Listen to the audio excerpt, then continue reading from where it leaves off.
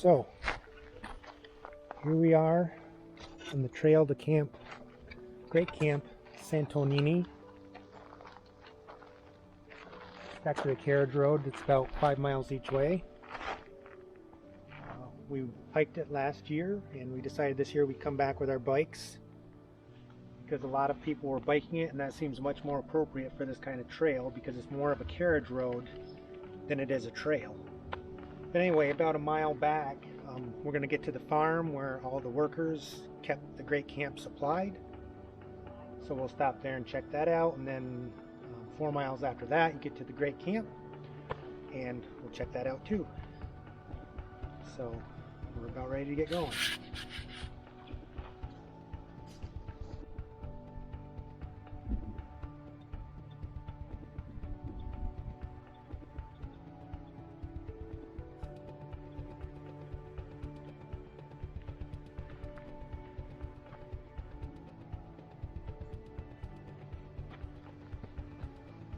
So this was where the barn was, which it says here on the sign, it says barn ruins burned in 2004. So unfortunately we've lost this part of history, but at least you can see where it was and you see the outline of it. We've built these little roofs over the foundation, I guess, to preserve it.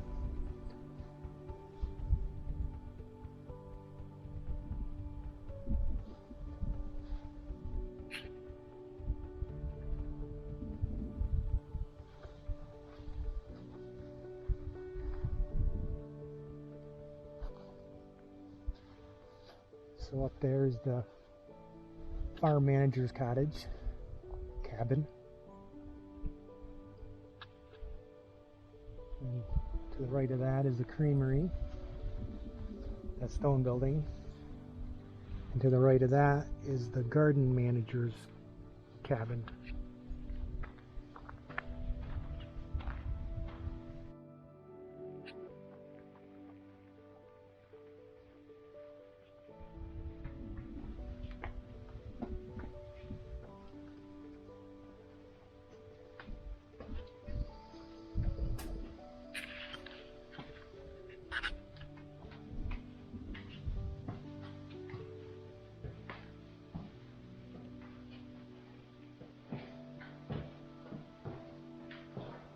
I guess this is where they made the cream and butter for the wealthy people at the Great Camp.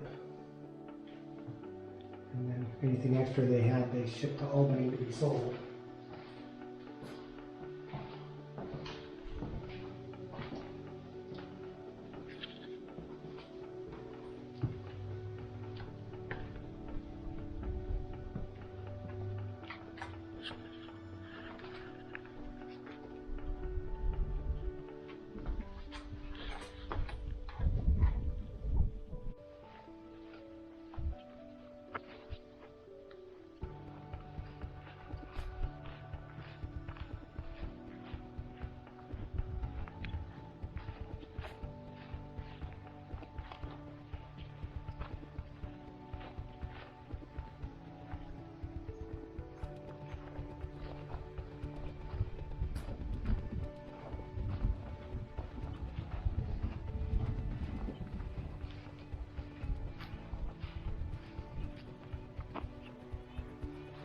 Beautiful. Yeah, there's a sign on it. You can see whose house that was.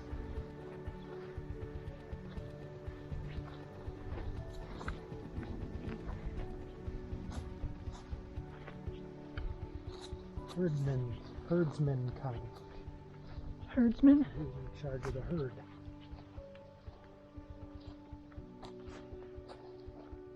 They had nice cottages. Sure did.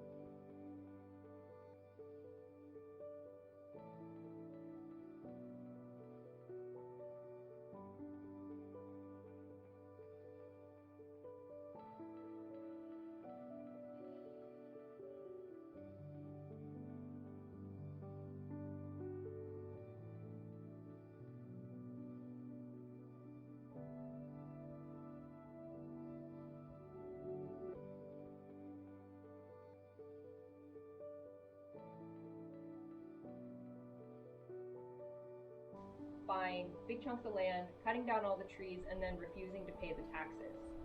So he got this land at a tax sale for pennies on the dollar. And that sort of thing was happening all over the park, and is what led to the creation of the Adirondack Forest Preserve. Concerns about how that kind of treatment of the land would affect the watershed and impact the rest of the state. So Santanoni is sort of born in 1892 at the same time as the Forest Preserve itself. Now here we are, sort of oriented on the plan. Some of the things that make Santanoni really special relate directly to Robert Prine's time in Japan as a young man, and the influence that experience had on him. So his father was the second ambassador to Japan in the 1860s, and he was 14 years old and got to go with, which was just this like spectacular, formative experience. And they put the ambassadors up in Japanese temples. Japanese temples are typically log structures like this. They have this similar plan of small rooms connected by porches. And in his letters, Robert's father would write about living outside and spending all of his time writing letters on the porches. And so you can imagine how that translated down to Robert as a young man. So this didn't come out of the architect's brain. This was definitely Robert Prine coming to Robert Robertson and saying, this is what I want, I know exactly what it is. One of the other special things about this, Japanese temples are typically modeled after a meaningful shape. So they might be a dragon, a snake. Santanoni is a phoenix. So we're sort of in the head up here, and then we've got the tail as the kitchen wing, and then the wings themselves. So if you look at the wall, this is a reference that I think you guys get. It's harder when we have kids. People don't really know Lincoln logs anymore. Oh yeah. But if you imagine, like, that's how we think of like a log building is built. There's sort of these flattened out on the edges logs, and this is less of a Lincoln log building, and I like to think of it as woven trees.